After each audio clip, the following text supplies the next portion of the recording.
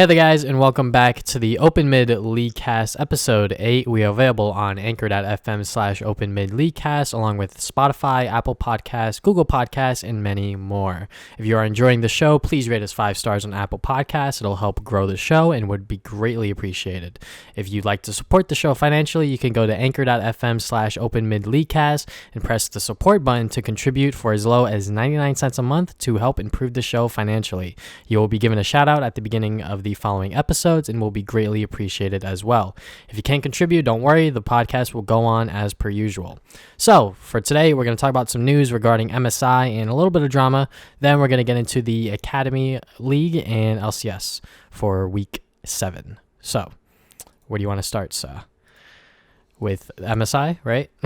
Yeah, I mean, you can go ahead and explain what happened. So pretty much they delayed it to being in the middle of summer, right? That's my understanding of it, pretty much. Yeah, honestly, I'm not super happy with that, honestly. Mostly because of how, like, the community will look at it. So, summer split will start already when MSI is going on. Mm-hmm. And it feels kind of weird that the winner of spring, which is April, like in the middle of April, Mm-hmm. is gonna be competing in the middle of summer when possibly like Cloud9 might not be the best team in summer, right? And people would be like, "Oh, we're not even sending our best team," blah blah, blah, like this kind of thing, right? Yeah. That's what I'm thinking. Do you have the same kind of feeling? Yeah, it's gonna be like the Rift Rival situation, which they've discontinued with this announcement as well that they will not be doing Rift Rivals like permanently or whatever. So, but with MSI being in the middle of summer, it seems a little weird. Obviously, was like I guess their best solution instead of like just straight up canceling it. But summer split for the LCS is gonna start on May 16th, and then competition for MSI will begin on July 3rd. And then it'll end on July 19th. So it seems really weird that it's just in the middle. What's the starting date for summer? May 16th for LCS. OPL. Is that later than usual? I think so. No, that's earlier, right? Maybe. Because they might have started it earlier just so there's not such a big gap between spring and summer, because now there's no MSI, so there's no reason to like I guess delay it. So now summer's going to happen a lot sooner, I guess? Oh, well, yeah, summer's going to start sooner because summer split last year started June 1st. Okay. So it's starting, like 2-3 weeks earlier? Yeah. And I definitely agree with what you said. Like, whichever team wins spring, it could be Cloud9 or TSM or whoever.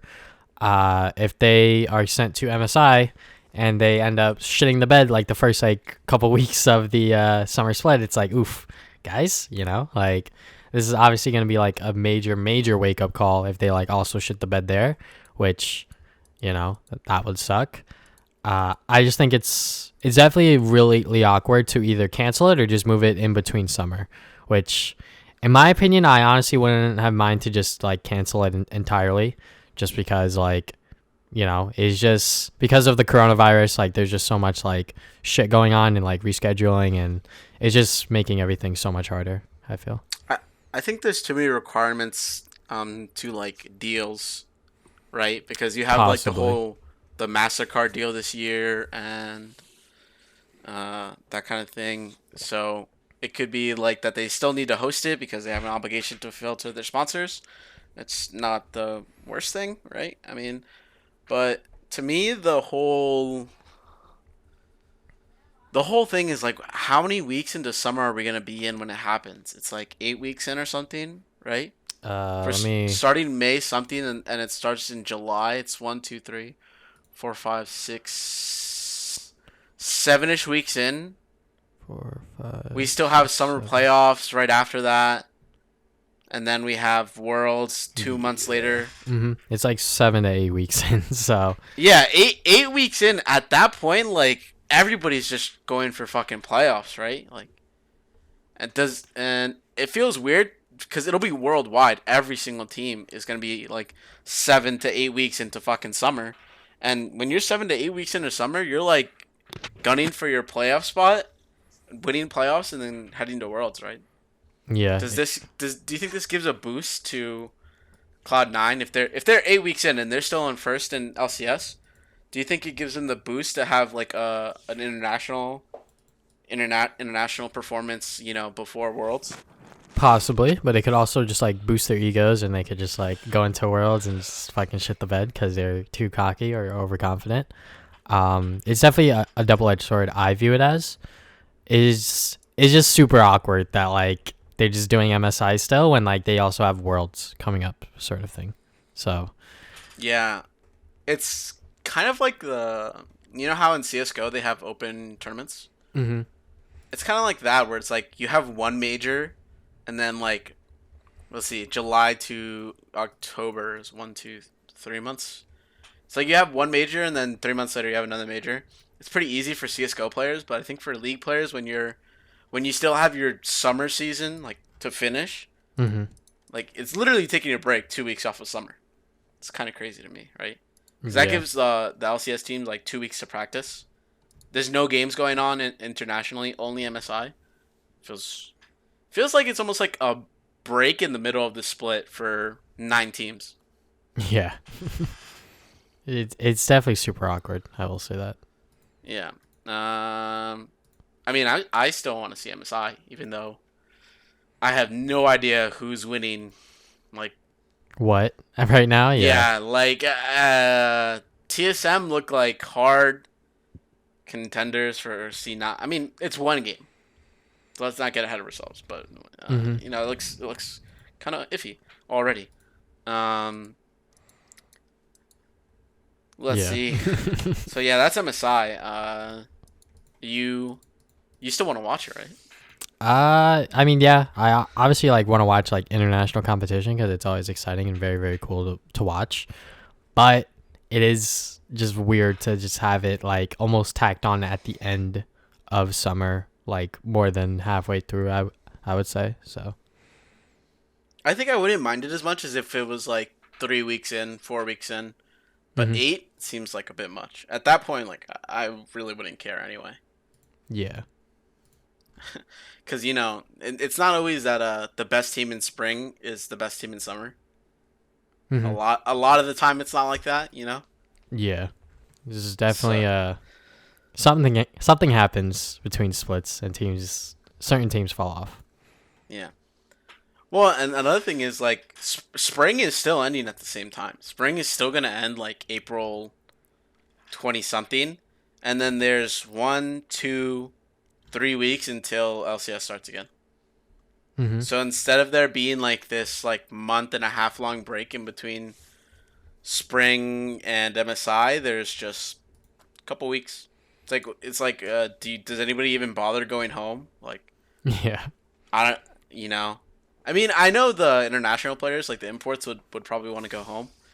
But at that point, it's like you go home for a week and then you have to come back and start scrimming for summer, because summer Yeah. starts earlier now, hmm like a lot earlier. 3 weeks is no joke to start early, hmm and that's not including like the whole playoffs and this kind of like and the teams that go to play. Yeah, there's just a really big break for the teams that don't even make playoffs, because basically 2 weeks your season's over, and then you're off until before it would be till June, and now you're only off until like the middle of May. Yeah. So It's not as big. think not as big. So I don't know what this will do for roster swaps too, because like Oh in yeah. China, a lot of the time they do roster swaps in between splits. Same thing in Korea. But if your break is only like a couple weeks, like do you even roster swap in LCS? Do you even roster swap if there's only a few weeks in between spring and summer? Maybe. Depends on Oh. which team you're looking at. TL. Oh fuck. Nah, jokes. Okay, so I think we talked enough about MSI. There was something that happened today on the subreddit for some Travis Scafford double lift kind of hate slash drama going on. Essentially, Double F made an interview with Travis Gafford that Travis premiered on Hotline League after Hotline League, and Double F's tone in the video was not good. There was a lot of like anger and blame towards some of the coaching staff, and like a lack of knowing what to do. He did still, kind of seem regretful to what he said before, but his tone was much more that it's like not his fault. Still, Hmm. it's it's kind of like, oh, I'm not mad. I'm not sorry about what happened. I'm sorry I got like caught, kind of deal. It's like, oh, I'm sorry, like people hated for me on it, whatever, right? Because they're losing. He was basically just like, in the past, I've done the same shit, and because we've been winning, nobody says anything. But now that we're losing, it's a big deal, right? Because you think like, oh, I guess I'm sorry.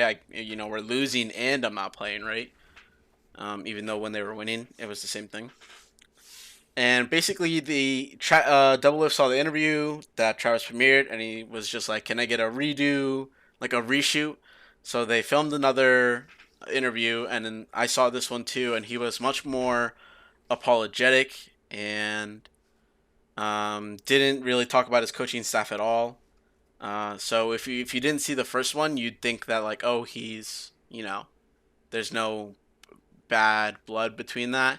But I think it apparently to me it seems like Double F has having a lot of problems with his coaching staff at the moment.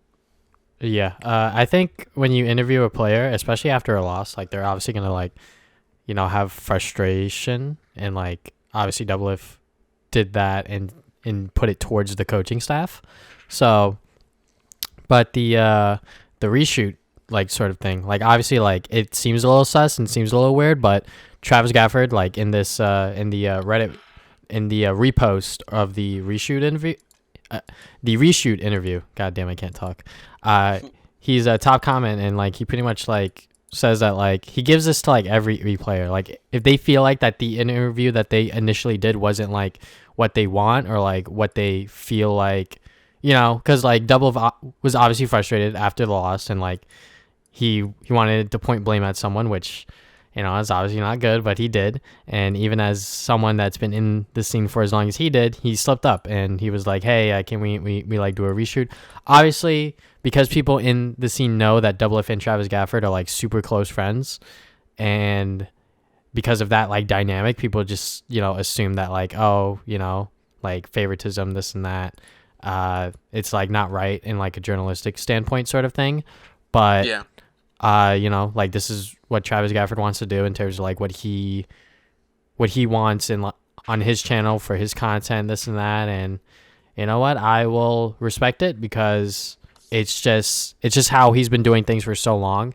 And I'm not gonna say that this is the first time that he's reshot a interview with a player. I'm sure that this happened before, but because it's such like a big name, and because he already showed it off before he did the reshoot and like showed that one, yeah. people I don't think anybody know. would have known it Yeah, was a reshoot. I don't think anyone would have known anyways, but because he showed the first one where Double Lift was like very frustrated and very mad and upset with the coaching staff and this and that, when they do the reshoot and he uploads that one instead of the one that he did before, people are obviously going to be like, hey, what the fuck, sort of thing.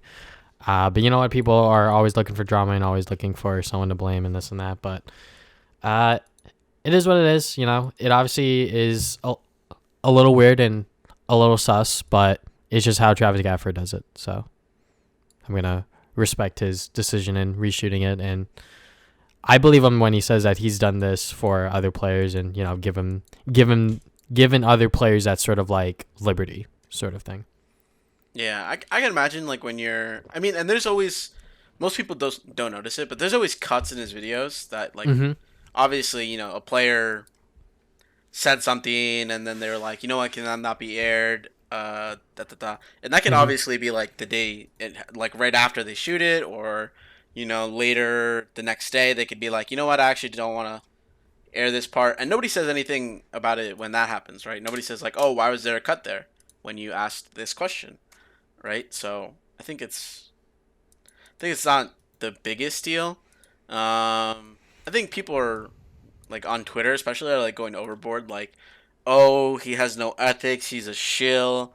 He's just PR for the teams.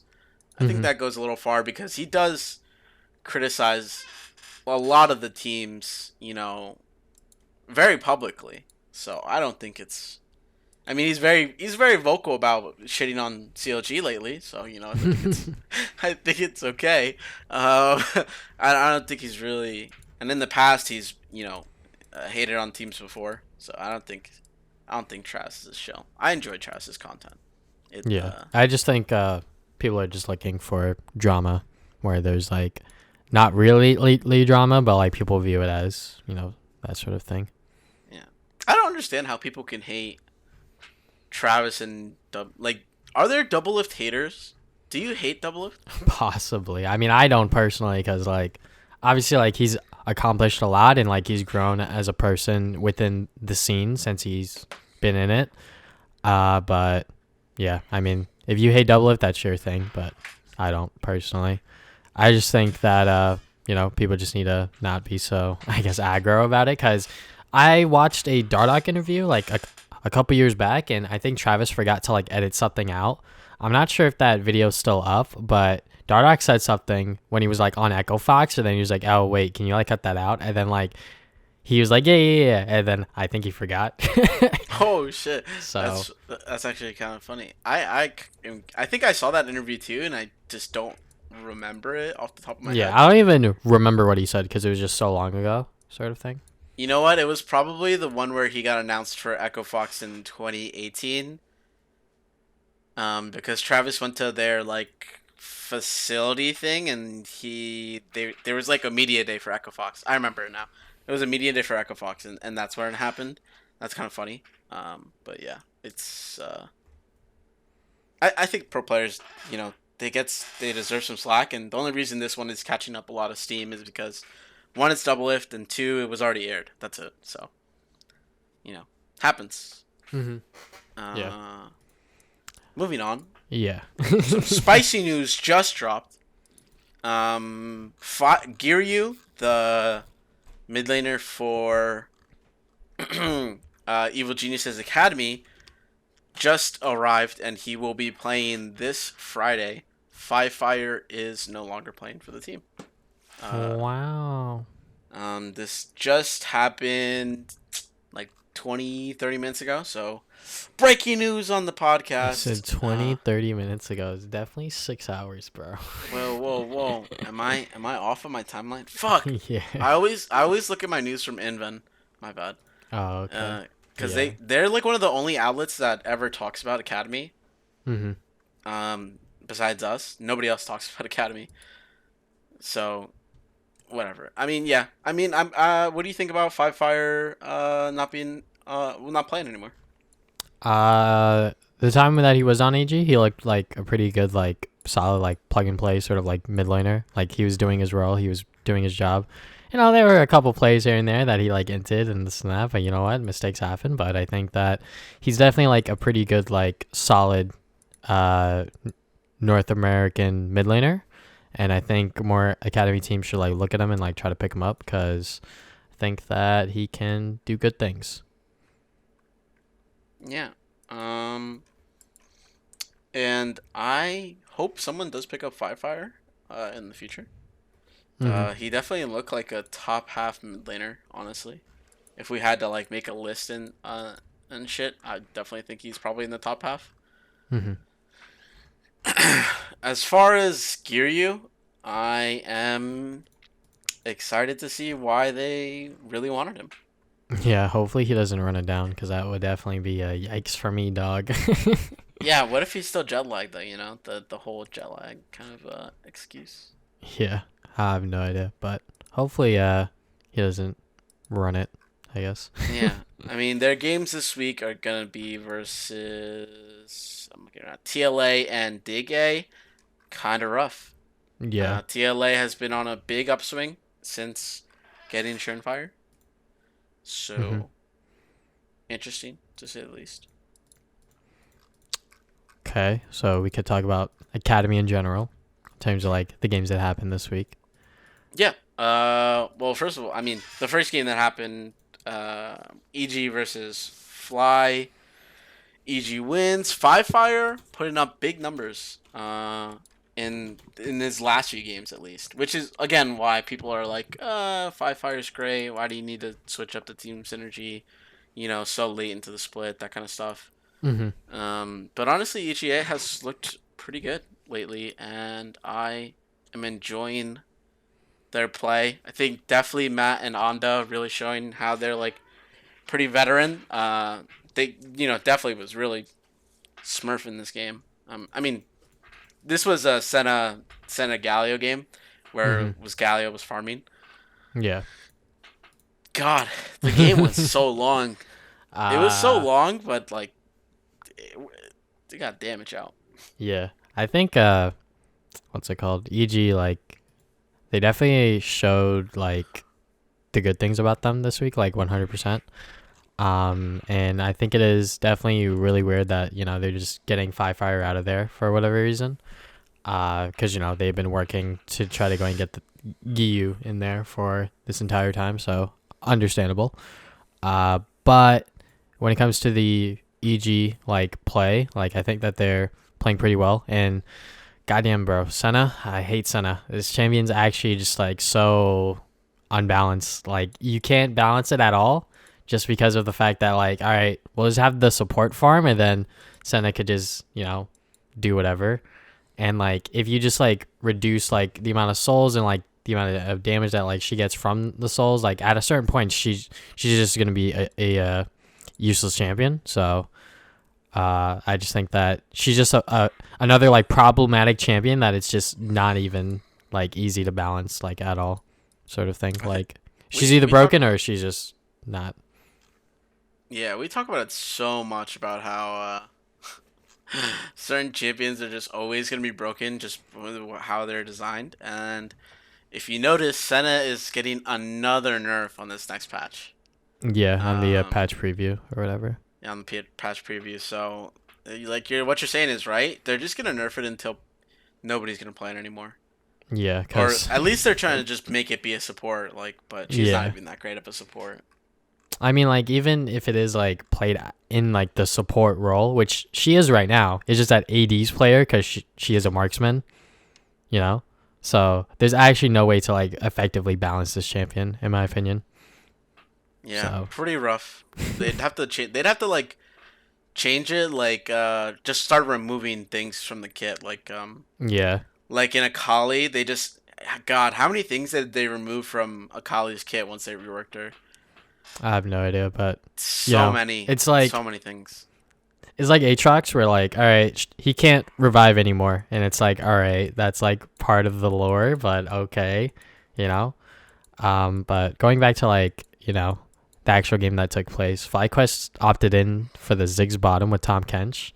Seems a little troll, in my opinion. Little troll. Yo, Mash was farming though. 448 farm. I Small mean, puff. yeah, when you Ziggs, you just press all You're your just buttons. farming. You're just farming, bro. It happens. Revenge Oh had a man, pretty okay. bad game, Oof, dude. man. I remember Ah, when Revenge was playing like Twitch Rivals or whatever or something. He was playing like some he was sort playing of Twitch Rivals. yeah, yeah, Yeah. and he was like, "Ah, man, I love it when I like outplay my opponent, this and that." And now he's like getting shit on in fucking Academy. Is like, Oh. it's so poetic because like legit in this game, like, he's doing okay into Brandini, but the next game, oof, when FlyQuest faced C9, dude, Fudge was running him down with the fucking Camille. This guy, Revenge, cannot do shit on the HIC. He ended that game 0-6, so I mean, he ended both games 06, actually. So, that is so he was fucked. kind of getting ran down by Brandini too. But the thing is, okay, so Fudge has like hard impressed me lately. I remember talking about him a couple weeks ago, saying like, oh, he needs to step up if his team wants to do well. Bro, he stepped up. He's fucking surfing right now. But yeah, basically it's just like, basically Revenge gets put into two. I don't know if it's maybe draft, but he plays Gangplank into Renekton. You're never gonna win that. you're gonna lose it for quite a while, and until you outscale. But that point never really came. And then the Aatrox, sorry. It's all good, And man. then the Camille into Aatrox. Oh, Camille also is a counterpick to Aatrox after a certain, like, the early levels is pretty Aatrox favored, like the first 3 or 4. But once Camille starts getting some levels, she starts like running pretty hard. Hmm. Um, so that's where I think he gets put into 2 matchups, not necessarily great, and then he also doesn't play them very well. His team doesn't really do much to help either, though. Let's Yeah. be honest here. Fnatic's like, he's like, ah, shit, the wave's frozen. Good luck, bro. I'm like, damn, like he's getting Yeah, fucked up here. Like, legit, Fudge is just being able to like freely just like freeze the wave in front of his tower, and Revenge just has to sit there and watch all of his minions die, and at the same time stay away in range from Camille Engage. So, God, it's like the 100 Thieves IMT game that happened with Someday and Soaz. oh yeah, It's just the top same diff, thing, top but diff. just reversed. It was and like I said, the matchup can go either way. Aatrox does have the lead early, and if he can like pop off on it, then you can still win the matchup later. Um, but yeah, just basically, I feel like Revenge one didn't get like the best picks in the matchups, but two, he also played kind of poorly, and I think there was a lot of high expectations for Revenge. Um, because he was like the solo Q star, Riven one trick, and then he just comes in and doesn't look particularly great. I feel like he kind of seems like a weak link for FlyQuest Academy lately. Not even lately, but just he I mean, hasn't been yeah, putting up but good numbers in general this split. when it comes to FlyQuest Academy, like who is like their strong link? Would you say? Because like I can't really say it's anyone. I mean, I guess it would have to be. I guess it'd have to be Triple. Triple seems like the one who has been playing. It's usually Triple and Fnatic when they win games. Yeah, I'd say like Triple's definitely playing like more consistent now, because like before he was straight running it, I would say, but now he's playing Yeah. like a lot better. But I think Revenge, he's just getting like these poor matchups, and like he's just unable to like do much. But that could also be a team thing because I know a lot of the times people, having played on a team, it's like you want to cover up your weaknesses, and it's like, all right, well, the only way we can draft that will give us a chance of winning is if we always play topside weak and we play strong mid lane, da da da, counter pick this kind of thing. So obviously, like you can always look bad if your team decides like, oh, this is the only way we can win, Hmm. which kind of sucks. Yeah, he's definitely unlucky. Unlucky. Moving on. But FlyQuest is 5-9. They're not. It's not like it's still possible for them to make the playoffs, but they'd have to win their next 4 games against IMT, 100 Thieves, Team Liquid, and Golden Guardians. So kind of rough for them. Versus some of the they're all teams above them, but not super high above them. Yeah, Academy's still like relatively somewhat Close. close. I saw a post saying that every single there could still be an 8-way tie for second in LCS, and I was like, holy shit, that's kind of great. Because NA I'm Omega pretty sure Wall. no other team in NA has hit 10 wins. Yeah, no, FlyQuest is 8-6 with TSM, so if they both went 1-3, everyone could still end 9-9, which is fucking insane. Haha. But I guess the other Academy team we should really talk about is like Cloud9 Academy, because Oh yeah, they're hard smurfing. straight smurfing. Yeah. I really like the Shen pick from Diamond in the game versus FlyQuest, because we saw Ignar play the Shen support in LCS, and that shit didn't work because Shen was the main initiator. But with C9's comp, they have Camille and J4, so that just like complements Shen super duper well. So that's like when you should like ideally pick Shen, is like when you have other initiation tools and you just alt the front line or the engage and just go and hopefully kill someone. Yeah, I guess it makes sense also because you're playing into Senna Nautilus with the Nautilus farming. Mm-hmm. It's not really a bot lane that can like what's the word abuse the Shen, because Shen's laning isn't like super good Yeah. because you don't have any like ranged harass. You're only in your melee, so basically you're only like going in, right? Mm-hmm. And I mean, it's not like he does a massive amount of damage either. I think in the first like 5 levels he does, and he doesn't have a team fighting ulti. So I think bot lane you can abuse him if you have like a strong bot lane, but I think it's good that they had Senna.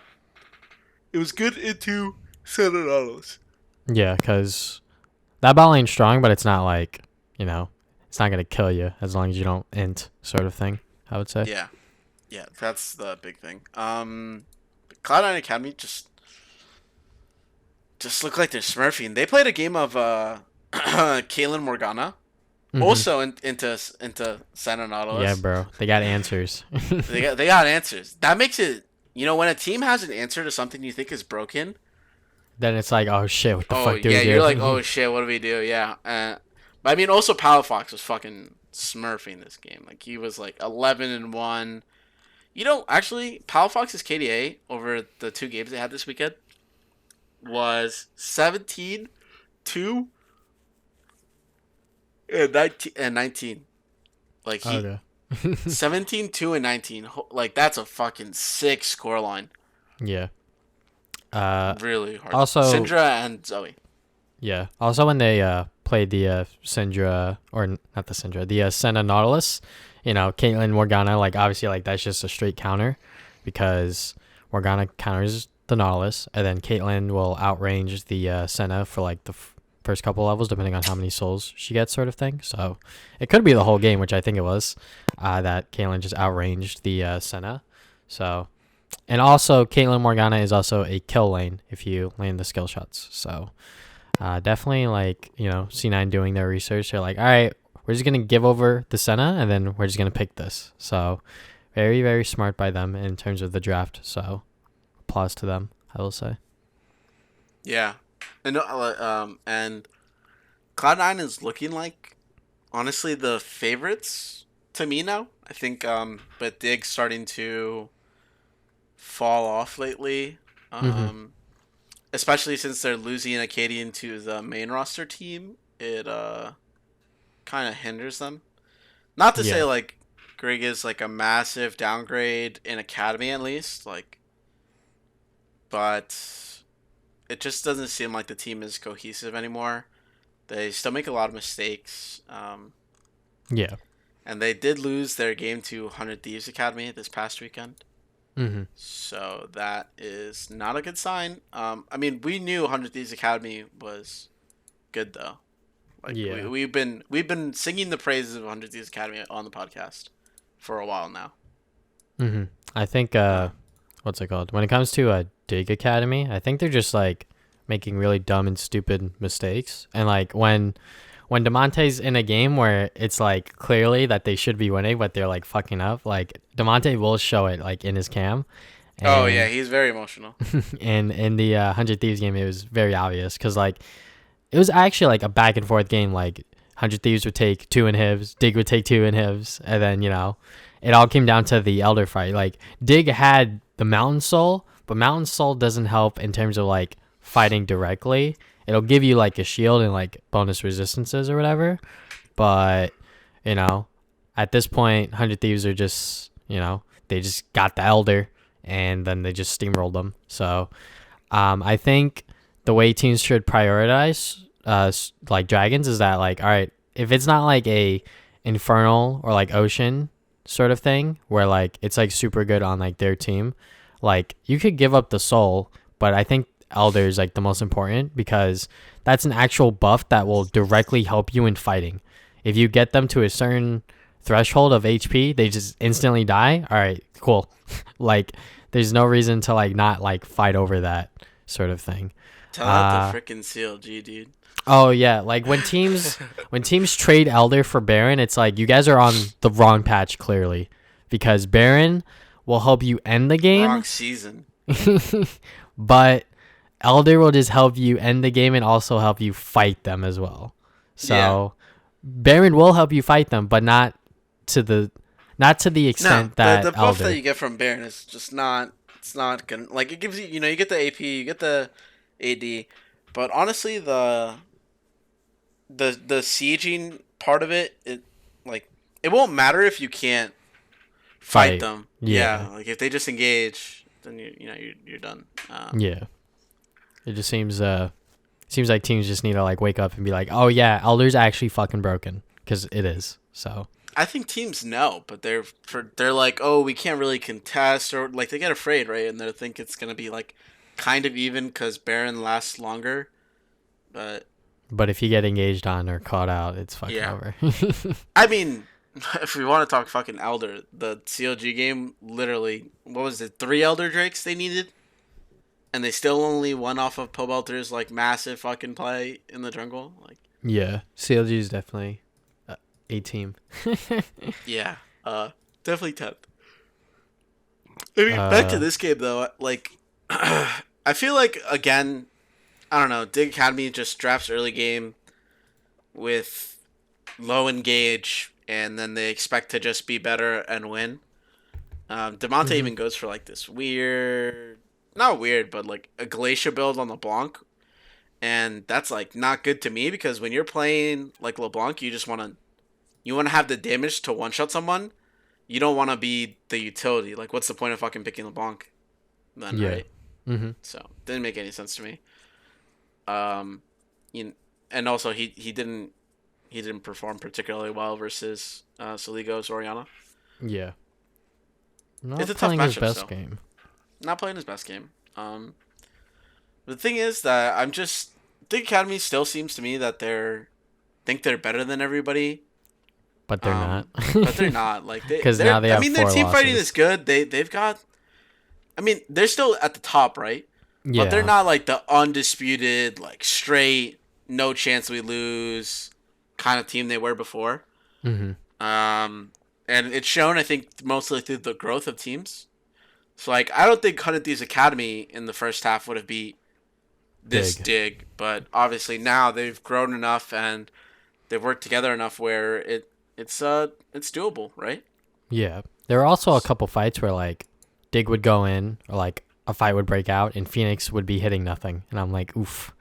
That sucks cuz Yeah, that's Nazriel doing 0." yeah. And I mean, Dig Academy even got the Elder and couldn't end Yeah, with they it. got Elder and Baron. They got 2 inhibs, and then they went for the third, and then I think they just like back off and then just wait for like the next Elder. But at that Elder, 100 Thieves just like take it. So and like Yeah, I mean, their that, comp looks like it gets scaled at that point, yeah, right? and also the fight was like yo, Fake Gods in base like clearing super creeps, and then 100 Thieves win the fight, and then both inhibs on 100 Thieves side respawn. Yeah, So that's kind of you GG at you that point. honestly couldn't have asked for like a worse situation in that like scenario. So that Yeah. obviously like sucks, but when you have like Phoenix just like not being able to like DPS when he really needs to, because like when it's like super fast short engages like that, you kind of like need to all be on the same page. Do we count this up to a dig throw or 100 Thieves win? Uh, I'd say 100 Thieves definitely played well, but it's also partially like a dig throw. So I definitely say like 50-50 in terms of like who won this game and who lost it. Yeah. Because Kind of. if Dig got that Elder, the fight wouldn't have been as washed as it was. And also, if Dig did win that fight, they probably would have just won the game outright. Yeah. I mean, it could be argued that they should have just won with the Elder Drake when they had Elder Baron, right? Yeah, but they have like no engage, so it's like super duper risky. Like all right, Set's gonna run in, and Tom Kench is gonna stand there and do his thing. I mean, we've seen sets just run in and press R and shit, right? Yeah, Like, I I guess mean, they were just too but I scared. think it's kind of hard to flank when you're in the base too. So Yeah, I see where the difficulty comes in with closing this game because there's no engage. So that kind of sucks. But I mean, that's a draft thing. Like if you can't end fast enough, then that's you didn't play your draft right. yeah. Happens. So yeah, Dig Academy. I'm still pretty sure that Cloud9 Academy and Dig Academy are kind of locked for playoffs, essentially, right? They can still go Uh, 10-8, yeah. but I think it's pretty hard for them to not be in the playoffs.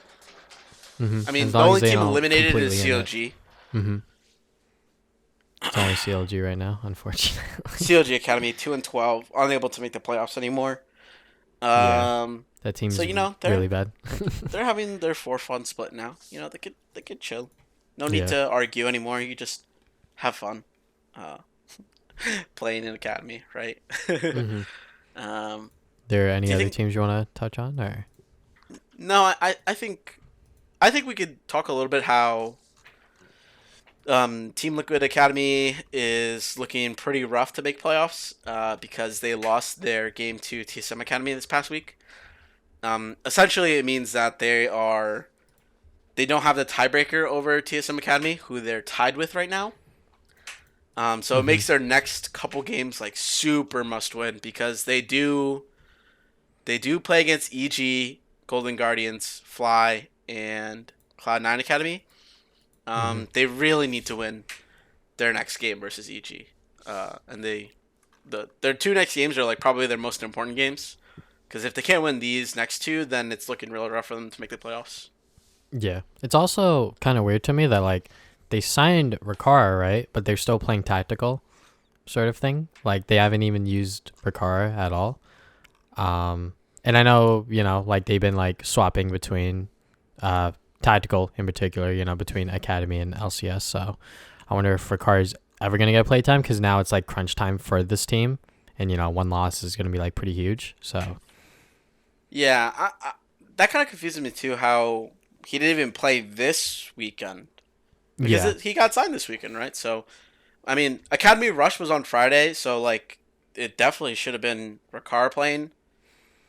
Maybe they just decided like I don't know because it feels weird to me because the Academy teams seem to get shafted a lot of the time when someone moves up to the main roster. mm-hmm. Especially because it's like okay, so tactical, you're super solid AD carry, doesn't like he plays on Saturday, and I would imagine if you're a TL player or you're the TLA coach, you're like, so we're just not gonna be able to make playoffs because you wanna use tactical. I understand that like they care, they should like the main team is more important, but it does feel pretty bad if you're like Usui or Shardenfire or Jenkins or Cow, and your playoffs are like cut because you have to use someone else who Yeah, you've not been practicing with the whole split. mm-hmm. Uh, as an academy player, I'd be pretty pissed, right? Yeah, it does seem a little troll, but TLA is definitely on the upswing, but it's just a matter of if they're good enough now to like beat the teams in the upcoming weeks. All right, so now we're gonna jump into the LCS discussion of the podcast, and first we're gonna talk about obviously TSM. Let's fucking go.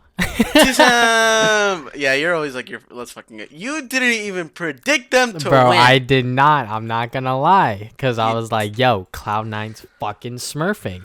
But guess what? Guess who smurfed harder that day? Fucking TSM.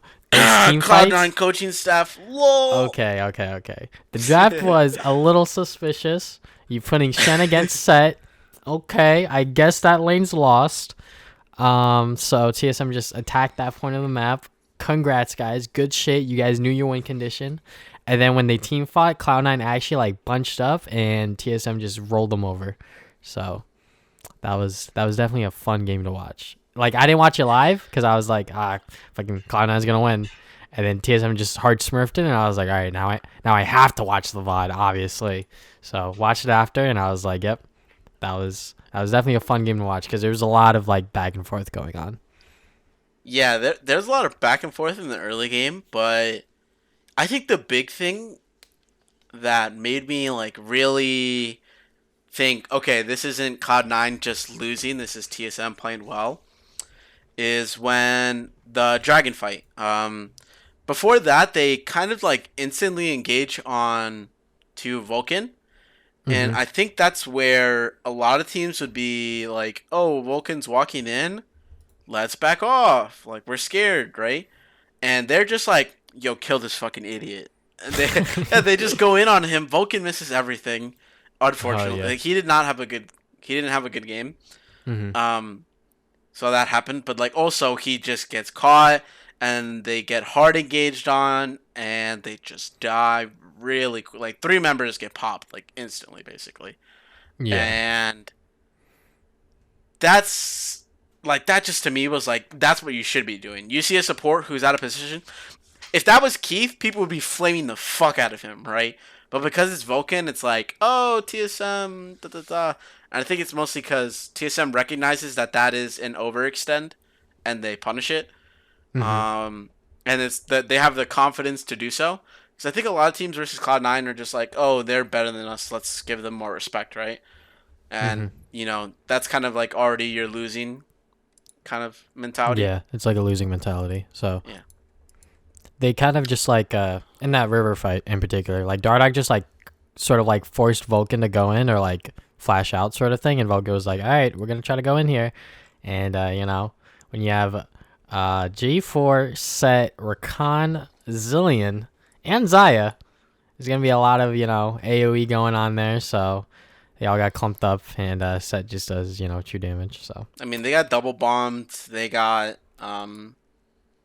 what was it? It was Jarvan ulti and Rakan engaged and double bombed. and then So Set pulled them in and everything. So yeah, in a couple of the fights, yeah. So yeah, it it's was just setting it up super well. I honestly would be super surprised if Broken Blade ever gets Set again, because he looked super duper good in this game and the next one against FlyQuest. So yeah. No, Set is a great champion, honestly. definitely Champ is unbalanced. unbalanced champ. They did nerf him on the latest patch, and his win rate dropped like 2%. But mostly because base stats are like a big thing for like laning and stuff like Hmm. that. But is it enough to take him out of pro play? Don't know Probably about not. that one, Chief. Yeah. I think that what Seth does well is that he can make good plays while dealing solid damage, right? Like he can tank for a while, Hmm. especially if you go Sterix, Yeah. and this kind of thing. So I think it's Broken Blade has been smurfing. I mean, but so has Bjergsen. So I don't know. People gave the player of the week to Bjergsen over Broken Blade. Do you feel like that is bias, or both of them Uh, deserved it, but Bjergsen deserved it a little bit more? I think like they both deserved it, but I think in the FlyQuest game in particular, like if Bjergsen wasn't playing well on Irelia, they definitely would have lost that game. I would say. Yeah. Because like obviously like he's playing well on Set, but the Irelia in that team comp in that game in particular was just like the factor that like pushed the game over sort of thing. Yeah, there was no way they were handling that Aurelia. Like that Yeah. the dive that Broken Blade like Broken Blade made the dive happen. Like he played it super well. But Bjergsen picking up those 2 kills, like he was up on CS versus Power Evil. He was really hard. Like when you give Aurelia an advantage, she's really good with an advantage, right? With a lead. Yeah. And it was really important that they got her ahead. And like And the way that Bjergsen's team fighting was insane. yeah, the way that Bjergsen played the fights on Irelia were like super duper well too, and like the points that TSM did decide to fight, like Bjergsen obviously is like, I'm super fucking strong here, uh, that fucking meme, because like they were fighting at like really good like item break points where like he got Triforce, he got Sterex, he got GA. So like once he got GA, I think it was over. Like, and I think the game was already over because FlyQuest can't deal with the Irelia like effectively, where like like TSM can't like lose at that point, sort of thing. If that makes any sense. Yeah, no, I think that makes perfect sense. And Biofrost played pretty well also in the Rakan game. I think people were giving him a lot of credit. And I think he still deserves the credit, right? But mostly it was Broken Blade who was setting them up, right? Or Dardoch setting up the plays. Yeah, I Like think Dardoch's J4 ulti and Broken Blade set ultis into the what is the move called when they pull them together? it's definitely his E, but I don't know the name of the Yeah, I don't know what the name is called either. ability. But I think TSM, like, in the C9 game, like, they were literally just the better team because there was no way that Cloud9 could answer what TSM were doing, which was like hard engaging on them. And like C9 doesn't have good disengage tools where like they could kite back and like stop them from just killing them, sort of thing. Yeah, and I still don't like that C9 was still playing Lee Sin on this patch. Like, Yeah. I was like, Lee Sin, he's not the best anymore. And they're still like whipping it out and slapping kids, and I'm like, you know what? I guess I can't really say anything about it then. Yeah. I Um, think once they like hit playoffs and like maybe MSI, if they happen to go there, they'll probably drop the pick. yeah. I mean, the next game for just sticking on TSM for the last game they played versus FlyQuest on Saturday. Oh, we kind of talked about it already, actually. I mean, yeah, Bjergsen kind of just smurfed. I don't think Power Evo had many options that game as Yeah. Oriana. Hmm. And again, Vipers set behind pretty hard early. And Bjergsen just gets a massive lead and they just kind of roll over the enemy team. I don't know what else to say about TSM besides the fact that they're inconsistent. They're definitely consistent with all the O2 and 2-0 weeks, right? Yeah. But is it even like, do we think that TSM is better than C9? Not just yet. But they are definitely turning it up in terms of like getting into like playoffs for. And I feel like this iteration of TSM, I hyped it up so much because like the players that they got in the off season to like fill in the holes, like Dardoch is obviously like a pretty strong jungler, and like TSM have yet to make him into like a ward, quote unquote. You know, some of his like early league games aren't like the best, but you know, he's not like completely useless, sort of thing, you know? And Yeah. the new bot lane with Kabe and Biofrost is like pretty solid. Like, I don't see anything necessarily wrong with that bot lane. And you know, you still have the strong solo lanes in Bjergsen and Broken Blade. So I think like them beating C9 is obviously like a sign for the rest of the league to like be scared of this team because they are figuring out what they have to do to win and like how they want to play the game. So that is very, very good, and I'm very excited to see them continue playing games. So Yeah, most people have said just play topside, right? yeah. I think it's still important for them to try other things, but mostly when it comes to international competition, a lot of the times the team with the better top laner or top, a lot of the times the team with the better solo laners wins. It's Yeah. not super often that the better bot lane wins without also having the better solo lanes. Hmm. I mean, I you can agree. talk, yeah. So that's just the whole thing where TSM and Cloud9 have teams that seem like they'll be really good internationally. And we can kind of talk about how into Liquid, who had a very poor O2 week versus COG Yeah. They went 0-2. and unfortunate. Immortals. One of them without Double Lift. We talked a little bit about Double Lift earlier, about his interview and how he was upset with the coaching staff after the Immortals games. But obviously, one game, he only had a 1 game suspension, really. He missed a lot of scrims, though. But tactical on the CLG game. I think CLG actually like they kind of like outdrafted TL in a way. So like they smartly drafted the Trundle to like counter the Ornn because Ornn's just a unkillable tank sort of thing. And then they also have like the Janna top with Aphelios, and like Aphelios with a good support that can like heal and shield him is like pretty good. But you know, we've seen him work well with like Braum and Thresh as well. But when he has both of them, it's kind of like hard to like lose unless Win's like running it down, which Win didn't like in like at all. I feel like he kind of just did his role. Yeah, and the thing that bothers me though is like I would still rather see Stixay, I guess.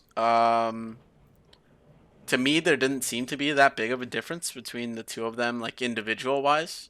I think Hmm. Stixay is probably a little bit better. You could say like Stixay is a veteran, so obviously he would probably be a little bit better. But maybe it's a change in comms that they want. Yeah, Since possibly. Stixay would probably be talking a lot more than Wind, who is not super proficient at English, Hmm. from what I know. So maybe they just want less voices. Yeah, Smoothie talks a lot, so maybe that's they just want less communication, or they yeah, want less like dialogue that doesn't matter. yeah, Um, possibly. Poe Belcher though, my boy Poe POB, notorious NA mid gang, coming in hot with the Syndra. No assists, only kills. That's a true Yeah, carry. he was definitely playing well. And that last play where he just got the elder and just like one shot Smurfed, three of them. Yeah. and then he did the Zanya's BM, just put it right in their face. Um, I mean, this game was like generally low kill for how long it went on. Yeah, There was only it 22 kills in a 50 in a minute 50 game. in a 50-minute game. That's less than what? Like that's less than 0.5 kills a minute. Yeah, that game went on for so long, and I think it was mainly because like CLG wants to scale. Like they have Janna, Aphelios, Aphelios, yeah. so at a certain point, it's gonna be like, all right, who the fuck are you gonna kill? The Aphelios or the Janna that's just gonna keep shielding and healing people, So, Yeah. And at some point the Lee Sin's not gonna do anything. hmm Like I think this draft is still totally winnable from TL, but it requires like some like godlike flanks. Like you need to get like a crazy flank on someone with Lee Sin and get a kick in, right? hmm I think otherwise there's just like it's really hard to kill anybody because there's so much disengage and TL doesn't have that much hard engage. Like Yeah, TL I, would have had to be super proactive in the early game to a point where it was like kills were happening everywhere, and it was sort of like a fiesta. I feel I if think if they I were think to if like try to win. yeah, I mean personally I think again the Lee Sin is not hitting it for me this week, bro. Honestly, if TL had played like Sedge, I think you don't get through a fucking Ornn Sedge Braum frontline Yeah. as only Aphelios Syndra. hmm I don't think it's I don't think it's doable with the comp they had. But the Lee Sin is like, oh look, another person for me to kill, and he went 1, 4, and 5. He had tied for the most deaths on the team with Tactical, who did hmm make some positional errors. This game, and obviously they losing to CLG is like Team Liquid's like, all right, fuck this All shit, right, whatever. something's wrong here. Yeah, double lift, get in, and then Impact is fucking running it. I don't know what this draft was. Five picking Zach, Yeah. dude. Okay, Fifth pick yeah. Zach, it's interconnecting. So for the IMT game, Ika definitely entered that first blood, Oh but my god, it dude. didn't matter because top lane was just straight losing. Which like I can now see why Double Lift was like fucking coaching staff, fucking idiots. Whatever he said in that original interview, I can get his frustration, but obviously it doesn't look good afterwards. And Impact's just trying to play his best into this really shitty matchup, and Zach never wins lane. I feel when it Nope. comes to top lane. Nope. So if And you're he, gonna he play, had to have had the decision in this, right? yeah, he must have. And like Because it's fifth pick. if you're gonna pick this, you have to have like a super strong bot slash mid where it's like super easy to like snowball and win sort of thing. But IMT's bot lane's literally Tom Kench Aphelios. So it's kind of hard to gank that lane and sort of like abuse it. And then mid lane, Ika's gonna int it anyways, which he did. So, but it didn't really matter because top lane was just such a big diff. And Broxa wasn't doing all that much early, I feel. But it's just the top lane Zac. Obviously, in theory, it's like super good in team fights, but when you're like shitting the bed early and you got to get past early laning, it's like fuck. Yeah, it's kind of rough. He did have that int like he TP'd bot and then goes for an engage with half HP, no passive up, and then he instantly dies. Hmm. And I'm just sitting there thinking like, well, what was the play here? This was a straight run it down. Core JJ also had the worst game I think almost ever he's played in LCS. Yeah, I mean it's pretty easy to like run it down as Nautilus when you're behind. I'm not gonna lie. Oh, What, are you saying you know? bro? When you're behind as Nautilus, all you want to do is try to go in, and if you're behind, you're gonna die instantly. So it's not fun. It's Oof. definitely not fun. But Nope. yeah, I think they definitely got hard out drafted with that Zac last pick. Like they could have picked anything else, and it would have been okay. Yeah, and the thing is, They like could have they picked fucking Jax. Like I don't even care. Like that shit would like have been better probably something would interconnected have been better. Yeah. The because I was just not good. yeah. Freaking Jensen should have just like carried this game after the fucking ant from Ica. God, was it so bad? Like Yeah. it's like Ica's. It's like Jensen's like call an ambulance, but not for me. like Ica just runs it down to the tower. And I'm just like, oh, it's over. I didn't really like Jensen's build either, because why would if you got the lead, why go GOP? I don't think it's really good on Zoe. I think it's better to just go Ludens and pop people all game long. Um, Yeah.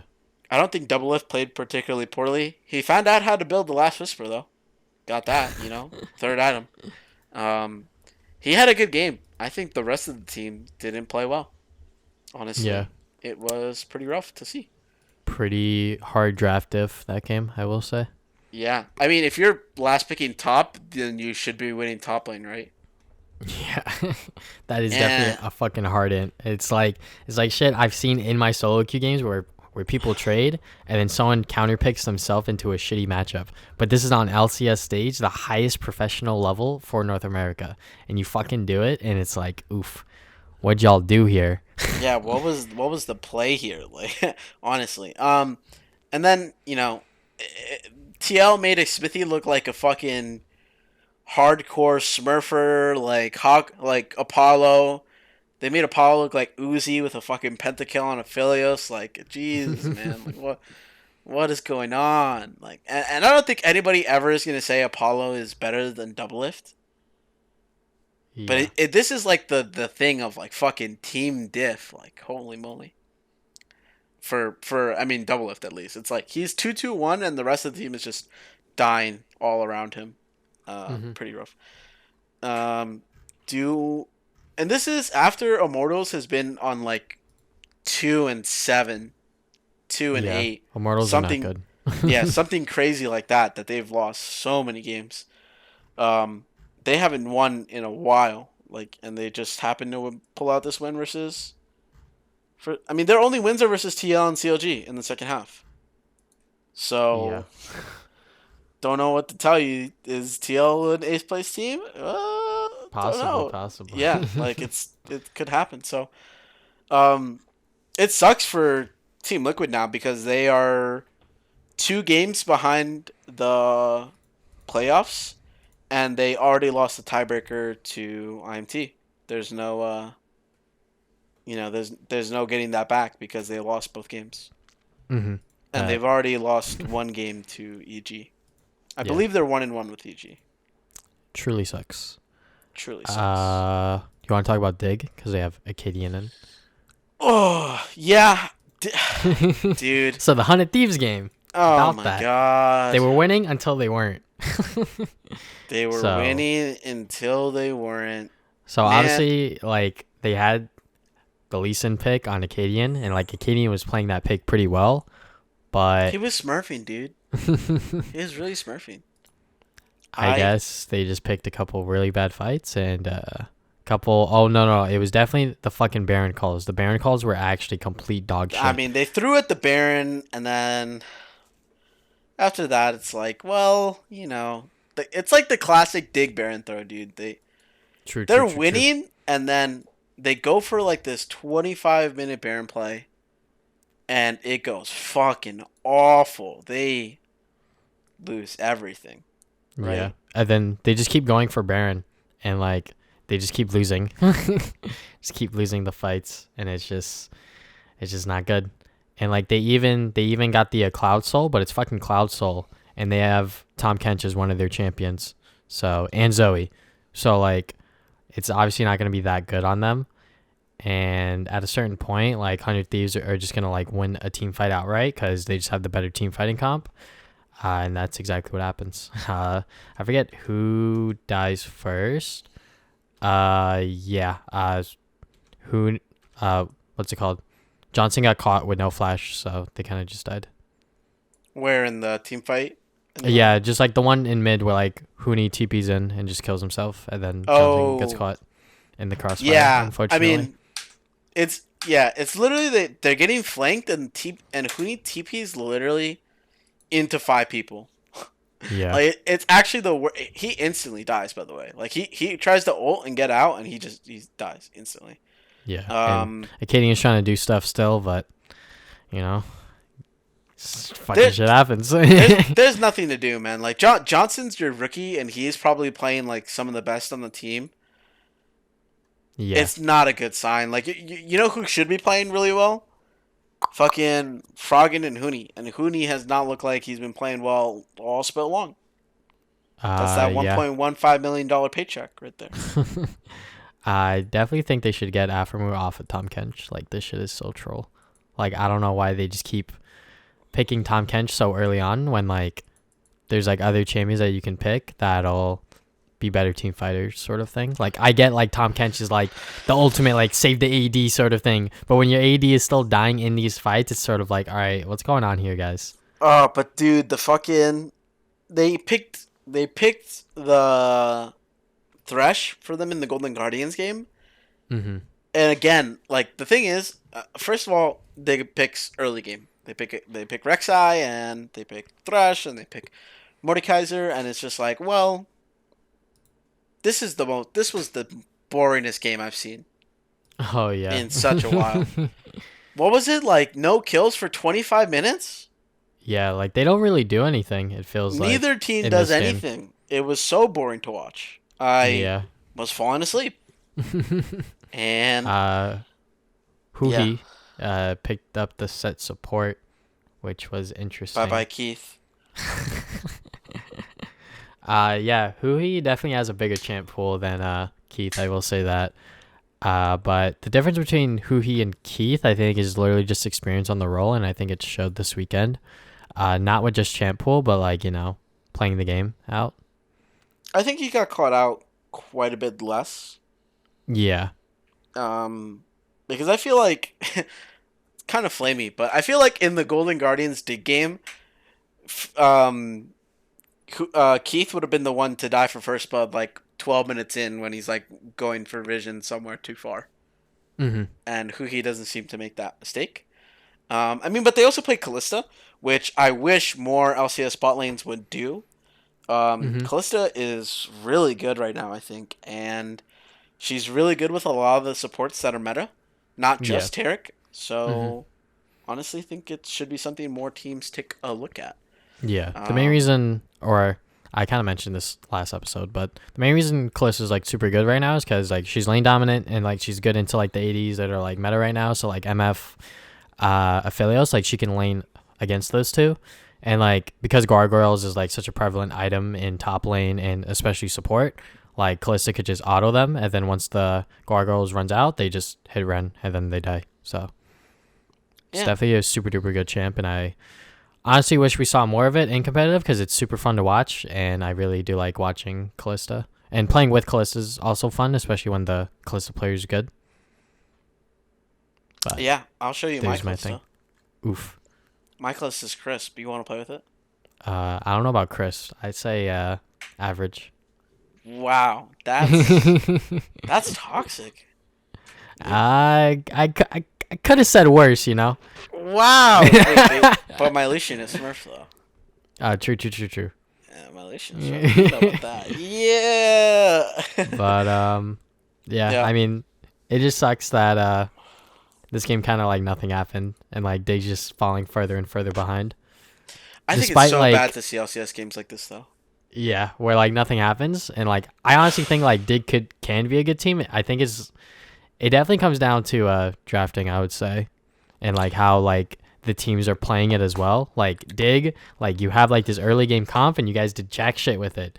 Acadian is 0-2 at the 30-minute mark. He has no assists, no kills, no none. So what the hell was going on here? Yeah, I honestly think that it just shows how bad LCS teams are. It's like because in LCK they will do nothing and lose, because they make a mistake and they're like, okay, well, you can just have a nice day, you win.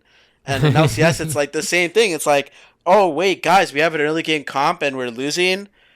Instead of like going and making plays because you have to, it's like, all right, well, I guess we lose. I guess we'll just run over and die, sort of thing. Yeah, because it's not like they outscale. It's not like they Yeah, outscale. it's You have definitely Rek'Sai, you have Mordekaiser. Like, you're not definitely not the outscaling. mentality you want to Nope. have. So Nope. I mean, it definitely takes sucks. 6 minutes from first blood to the end of the game. Mm-hmm. Like, I don't know what to tell you. They really needed to. And I still don't think it's Acadian. Like, I still don't think it's It's Acadian. definitely not Acadian. There's something There's else bigger going problems on. than just jungle. Yeah, there's And definitely it something really else showed going on this in there. weekend. Mm-hmm.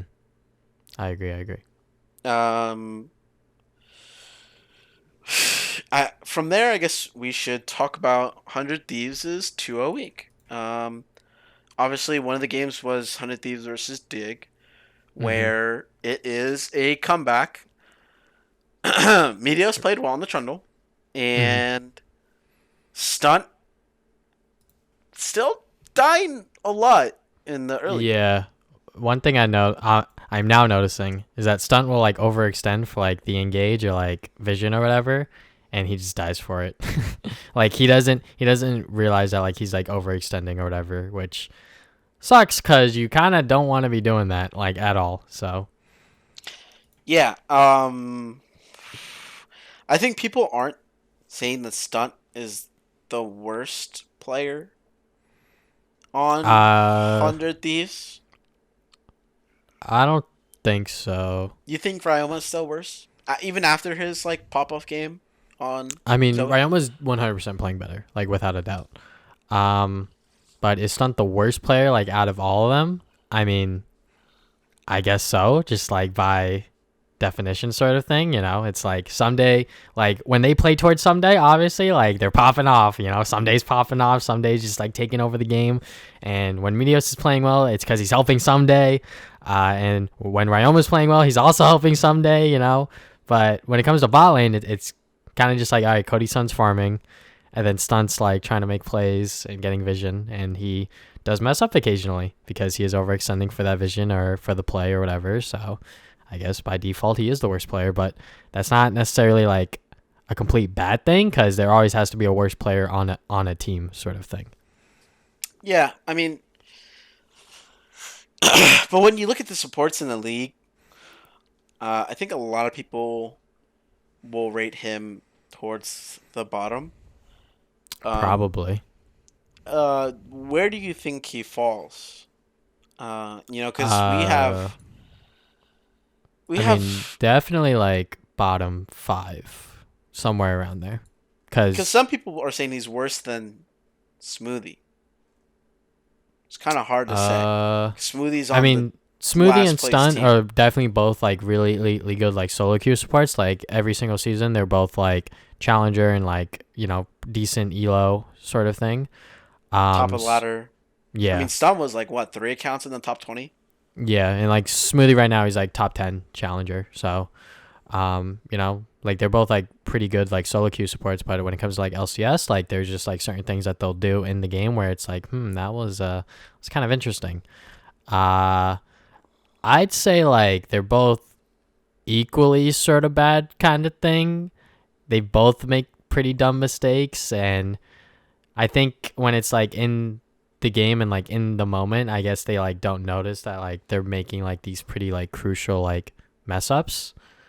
But I don't like I don't like to point like who's the worst sort of thing, unless it's Keith, because like he was actually like running it down. But when it comes to the supports right now in LCS, like there's definitely like a discrepancy, and I think it also has to deal with like which teams are winning, because like when you're playing support and your top laner's inting, like in the 100 Thieves versus IMT game, like Hakuho was obviously like playing as well as he can on that Tom Kench, but Soaz could not handle Sunday. So, it's kind of hard to like rank supports like I guess fairly when like they're on like losing teams blatantly. Yeah, I mean, I can see where that. I think that's for a lot of players though, where it's pretty difficult to judge them based on their teammates. Like I think certain roles like ADC, it's pretty hard to judge like how good you are when you're on a losing team. Like we see Mm-hmm. that with Sven, right? Because he was on TSM, TSM. and now He's on C9 and he's like straight he looks smurfing it. like he looks 10 times better, right? And but the thing is, with support, I feel that they dictate a lot of what happens during the lane phase, and they start a lot of fights for their teams. Mm-hmm. And to me, if Stunt is making mistakes engaging the fights, that's like one of his only like jobs to do. It makes it Yeah, hard for me to, I can I, see your point. yeah, like when you're a support, your one of your jobs is to engage, and if you're bad at it, then you're bad at your job. Yeah, Um, it just depends on what champion you're playing. yeah, but that's the thing. Like when he's playing these, engaged supports, you got to step up sometimes, Yeah, yeah. and not make mistakes or miss your hook on people and then fly into a wall. Uh, that happens, sucks. happens. Yeah, it Unlucky. happens. But I mean, the 100 Thieves, Ryoma, Ika's the only player who can make Ryoma look like a Smurf. Like Yeah. I think it's clear to see who's the worst mid laner in LCS, and it's definitely Now, Ika. yeah, it's pretty clear. Yeah, I don't think you can. I don't think you can Really say. say that Ika's better. Because Ika definitely this weekend was not playing well versus Sonic Thieves. You know, uh, Ryoma was playing much better than him in that game in particular. And then we all know what happened in the God MTL game. He ran it down. He should have ran down for his blood.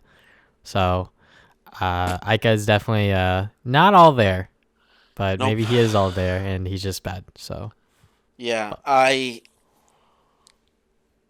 I cannot wait to see a different mid laner for IMT next split. Because I'm pretty sure this is not what they wanted. I don't like. They yeah, probably spent a lot, and I'm not even joking. Soaz and Xmithy do not come fucking cheap to a team. yeah, You know who's getting shafted by this? Ike is getting shafted by this. He's probably making like low money. yeah, Like he's and if IMT cares about going out and winning, IMT looks like they could have a top 4 team.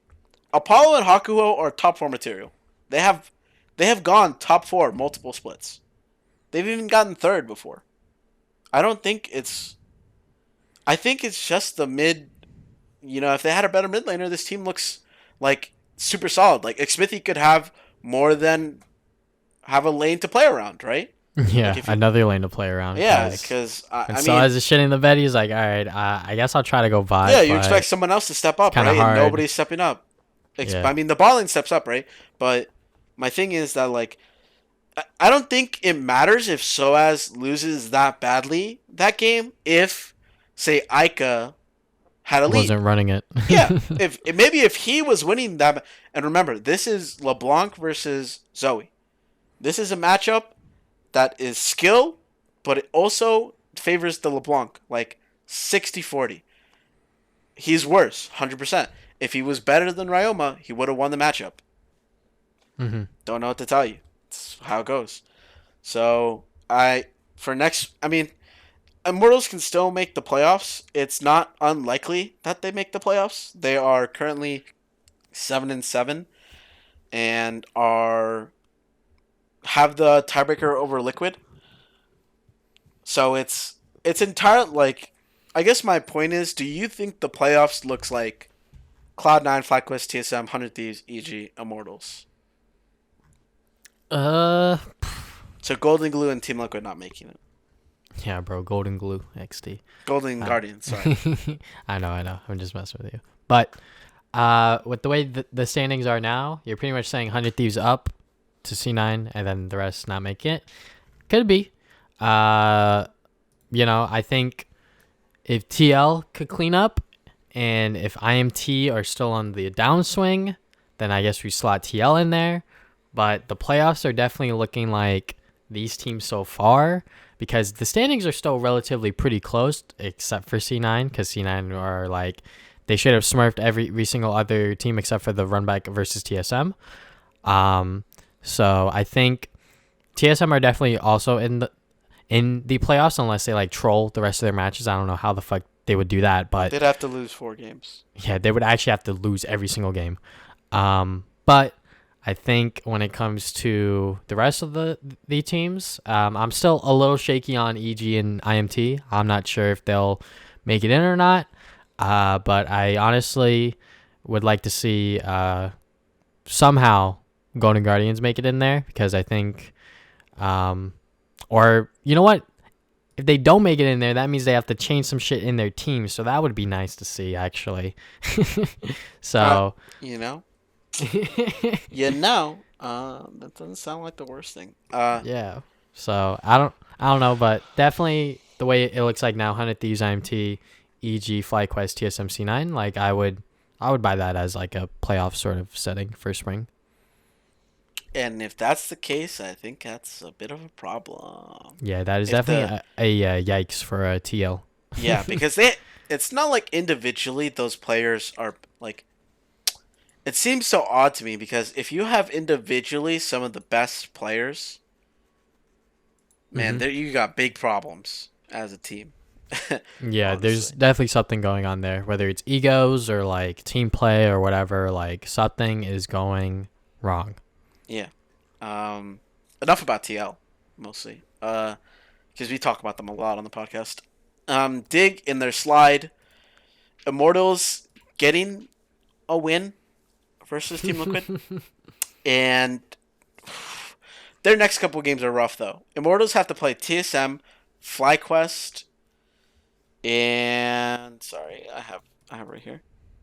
TSM, FlyQuest, EG, and Dig. So, they are currently tied with EG at 7-7, I believe. So, do we think they go 0-2 next week versus TSM and FlyQuest? What, EG? No. On Immortals. My bad. Immortals plays versus... Probably. Yeah.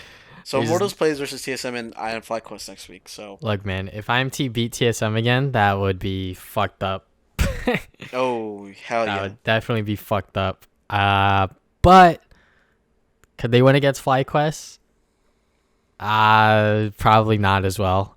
They're probably gonna go 0-2, like realistically, and then hopefully they could go 2-0 in the last week. If they want to qualify, like if they go 0-2, you're 7-9. You have to win.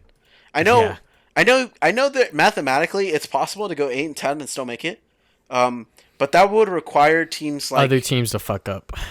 I think it mostly requires Cloud9, TSM, and FlyQuest to all win their remaining games, basically. Mm-hmm. Because then it would give everyone else in the league a lot of losses. A lot more losses, right? Because then the top 3 teams are going to end with like really good records of like 12-6, right? So if you end with 12-6, obviously a lot of the teams will end 8-10. And I think that's kind of like the hope for a team like Team Liquid, is they go like 2-2, but everyone else loses too, so they're still able to get tiebreakers. And for me, it is really rough for me to put TL in the playoffs. Yeah, right now, just by how they're looking, it's super. Well, it's because the tiebreaker versus IMT. It's like even if you tie with them now, you don't get a tiebreaker. they could not have to play a tiebreaker. They could just be out, even though they tie. Yeah. Super unfortunate. Super unfortunate. We should definitely talk about EG. Yeah, EG looked they better. Went 2-0. They look better. They look better. Yeah. They played versus FlyQuest. Surprised they won that game. They did win the first time, though. And I think it's because they match up really well where it matters. So Svenskeren and Jizuke are still good enough to match up versus Santorn and Power Evo. Don't think. I think a lot of the time FlyQuest win because Power of Evil gets strong enough to like 1v9 and carry.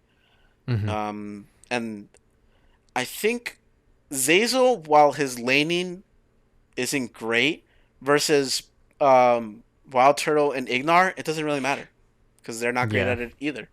Also, the Shen support, like I said earlier, the Shen dog support. shit. Dog shit, yeah. And that's the thing is that I think stylistically the two teams match up well, in EG's favor. So that's why it's pretty. How do I put this? EG has technically an easy schedule coming up. They have Team Liquid, Dignitas, C9, and IMT. Two of those teams are in the bottom half, and one of them is tied with them. So, and Cloud9 is also probably not going to be tryharding now that they've locked in first place. Or they could just see how fast they could speedrun a game, but... Yeah, or they could see how fast they could speedrun a game. So to me, it seems like EG is in a pretty good position to make the playoffs. They have been playing better together. Maybe they've resolved some of the team chemistry issues that they were having early on in the split. And that happens. Teams do get through those rough stages, right? Yeah. If you're able to get through a bit as a team, which I think TSM have, obviously, because they're playing super fucking well. Yeah, same thing. You're obviously going to be like a much better team, and I think TL is still like for example, like TL is just like still struggling with those team struggles, which is why they're like suffering from it, despite the players individually being super duper well, or like super duper good, I should say. But EG are just like coming together as a team, and like I think their drafts are also just much better, not fucking doing Kindred into like set goddamn Gragas. Do you think EG can break the top 4? Possibly. I think now, like, they were legit stealing wins before, but now I think they're earning the wins. Yeah. Because, like, they definitely steamrolled fucking FlyQuest, and part of it is draft and also part of it is play. Because I don't know how Wild Turtle died 4 times on Aphelios. I guess he was just getting caught out randomly. And it's kind of hard to play Aphelios into a full AP, or not full AP, but, you know, like a Bruiser sort of like Nautilus AP and a Pantheon with a Talia as well. So it is definitely super duper hard for him to play. But I think Wild Turtle was just not playing his best this past weekend. Yeah. Moving on, I think we should maybe look at the predictions for next week. Okay, so let me just pull up the schedule for that. We're going to do predictions. Okay. So, first game. IMT versus TSM. I think I already clearly stated what I said earlier, and it'd be fucked up if TSM lost this time around. So definitely. Yep. So, I'm going to go with TSM too. I think they are going to keep it up. I think they've finally decided, like, play topside. We win games like this. We're super good. So hopefully they stick to it, and they are able to kind of pull what 100 Thieves did and just put Soaz in the dumpster. Yep. Send them back to France, you know. Back to EU, XD. Back to EU. Next would be 100 Thieves versus Cloud9. Cloud9 still smurfing. Like, despite them losing to TSM, I think Cloud9 are still like the stronger team, like overall. I'm not sure how fast 100 Thieves could improve from this week to next week, but I would definitely be surprised if 100 Thieves won. So, I mean, I think it's still possible for 100 Thieves to maybe play towards topside, like try and do what they did, like what TSM did, and like, you know, keep Licorice down. But the problem is they don't have like a Bjergsen in mid lane, right? So it's gonna be pretty hard for them to do the same thing that TSM did in regards to strategy, right? So I think it'll still go to C9. Yeah. Yeah. I think it's pretty hard to say C9 loses many games left in the split. I think the only team. We'll talk about that another time. TL versus EG. I want to say TL still wins this, but But your from the brain's way gonna they've say been EG? playing, yeah, I don't think like, man, teams have pulled it around and they've worked together, but it's really hard for me to say that TL is able to stop EG. Like right. EG's looking like they're on the come up, and TL looks like they're on the downswing. Yeah. I'm actually gonna say TL because Deadlift's gonna be big dick energy. Be like, Big look, dick energy. fucking Kane, what are you doing here? What are you doing? We're not playing fucking Zac top. We're not doing this shit. All right. We're playing towards bot again. Okay. Bot again. No, Bot lane. they're probably not gonna be as aggressive, but probably gonna work on draft and probably gonna work on in terms of like, just like what the fuck are we doing as a team? Like they probably at this point had a meeting and were like, all right, guys, what the fuck are we doing? Yeah, So, we got to make the playoffs. I think TL like I'm gonna say that they're gonna win here because EG they still have like that slight wild card factor in my head. So Yeah, could happen. Dig versus CLG. Ooh, CLG baby. I gotta give it to Pope. POB. Oh, okay. I think Dig is like on their slide. I think it is still possible for CLG to make the playoffs. It is also still possible for CLG to not be 10th. So I'm putting my faith in CLG. I think they are going to be able to win. I will also put my faith in CLG because they actually show light and like signs of living and like actually wanting to play the game. While Dig is literally just Acadian smurfing and the rest of the team kind of just like going with what he's doing, it feels like. So I am also going to say CLG because Pope Gap. So Pope Gap, Mid Gap. Moving on to FlyQuest versus EMT on Saturday. It's rough for me, but I believe FlyQuest can stop this kind of downswing they're having. They're 1-3 in their last 4. I think I think they can still keep it up. I think the teams have gotten better, but they are still a top team. I just hope for FlyQuest, for me, it really depends on whether Viper can start stepping up. He's been having a pretty rough split, honestly. yeah, I'm gonna say FlyQuest just because like Power of Evil is probably gonna just stronghold fucking Ica and Ica can't do shit. Like that's just my thinking behind it. So hopefully FlyQuest could pull out a win just by doing that, and hopefully they don't run it down. Yeah, So. right. Golden Guardians versus TL. I have to give it to TL. Like I don't think individually, Golden Guardians has the players to do possibly what EG can do. EG has the individual players that can do it. I don't think GG does, so I'd have to give it to TL there. Yeah, I'm also gonna say Team Liquid just because Golden Guardians like they were honestly like pretty decent going into the second half of the split, but now they're just like I don't know, they're not doing really good at all. I mean they're 6-8. They're tied with Team Liquid. So it's the same thing. They've only gotten 2 wins in the past few weeks. Next would be Cloud9 CLG. Cloud9. That game not much to say. Yeah. It's literally first versus bottom. So yeah, first versus last. I mean, TL, like I said, CLG could still make playoffs. It would require them to win a lot and a lot of teams to lose. A lot of upsets. Yeah. So that's crazy. Dig versus EG though. I'm gonna this say is an important EG. game. Yeah, this game's pretty important for EG. Yeah. So if Dig can't win this game, I'm pretty sure their season's over. I mean, the same thing with the CLG game. Their season's pretty over. I gotta give it to EG, honestly. Yeah, I'm also saying EG just because, like I said earlier, Dig are kind of just playing the game and not winning, or not playing to win, I should say. Yeah.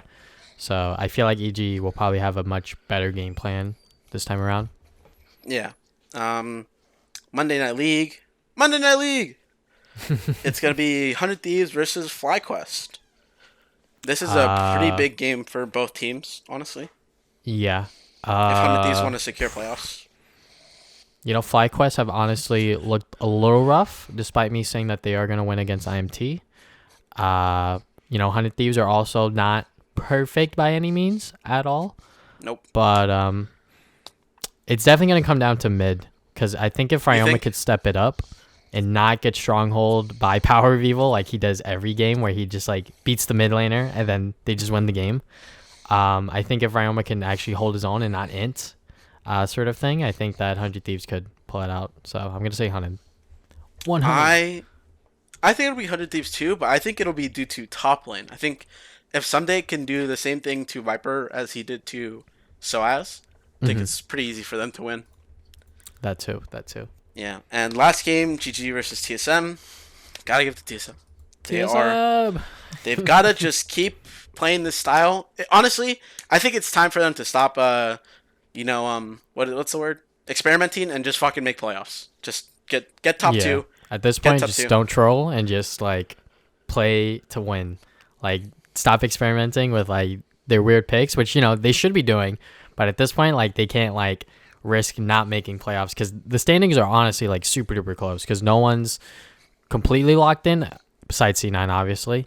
So you kind of just like have to like play to win, like just play what's strongest, play what you think is good, what you're comfortable with. So, and I think TSM are gonna get another dub. Another dub on the board. Let's go TSM.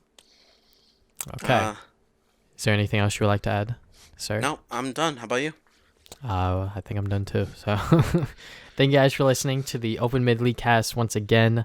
We'll see you guys next week with week 8 of the LCS in the Academy. And episode 9. Yes, sir. Thank you. Have a nice one.